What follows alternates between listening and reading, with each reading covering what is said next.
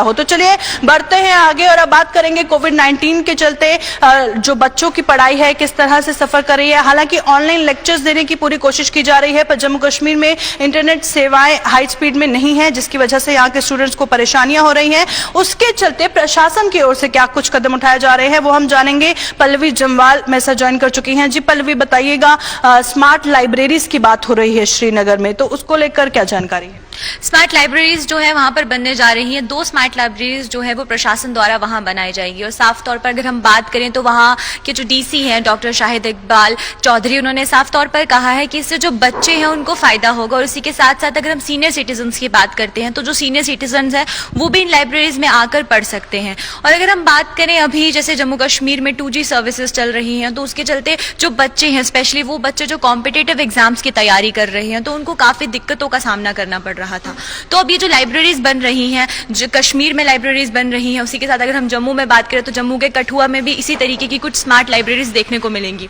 तो उससे जो है काफी ज्यादा हद तक बच्चों को काफी लाभ होगा। बिल्कुल, जैसे आपने बताया श्रीनगर में भी बन रही हैं, जम्मू में भी बन रही हैं। क्या लगता है कि सबसे ज्यादा इंपॉर्टेंट है जो दूर दराज के इलाके हैं वो फोकस किए जाएं? क्योंकि खैर 2G चल रहा है वो तो सबको पता है, पर दूर दराज के इलाकों में 2G कनेक्शन भी नहीं है, एक फोन कॉल वो लोग नहीं कर पाते हैं, तो वहां पर ये जो लाइब्रेरी है सेटअप करना कितना जरूरी है? बिल्कुल प्रियंका, अगर हम बात करें लाइब्रेरीज की तो ये स्मार्ट लाइब्रेरीज बहुत जरूरी है उन बच्चों के लिए जो दूर दराज के इलाकों में रहते हैं, क्योंकि वहां पर इंटरनेट कनेक्शन प्रॉपर नहीं है। अगर हम बुक्स की बात करें तो बुक्स भी वहां पर प्रॉपरली अवेलेबल नहीं होती उन बच्चों को।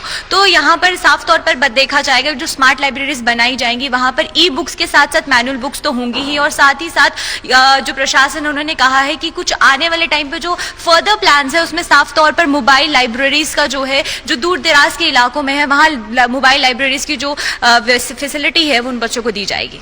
बिल्कुल, शुक्रिया पल्लवी तमाम जानकारी साझा करने के लिए। तो पल्लवी हमें बता रही थी कि जम्मू और कश्मीर में किस तरह से स्मार्ट लाइब्रेरी सेटअप की जा रही हैं और वहीं पर बच्चों को कितनी ज़्यादा सहूलियत होगी कॉम्पिटिटिव एग्जाम्स के लिए तैयारी करने के लिए। और साथ ही इंटरनेट सर्विसेज बच्चों के पास नहीं है, हर कोई वाईफाई कनेक्शन जो है वो एफर्ट नहीं कर पाता है, जिसके चलते बच्चों को परेशानी हो रही है। उसके चलते इस तरह के जो कदम है प्रशासन उठाता है और उम्मीद करते हैं ज़्यादा से ज़्यादा इस तरह के कदम उठाए जाएंगे ताकि जम्मू कश्मीर के बच्चों को किसी तरह की परेशानी का सामना ना करना पड़े। तो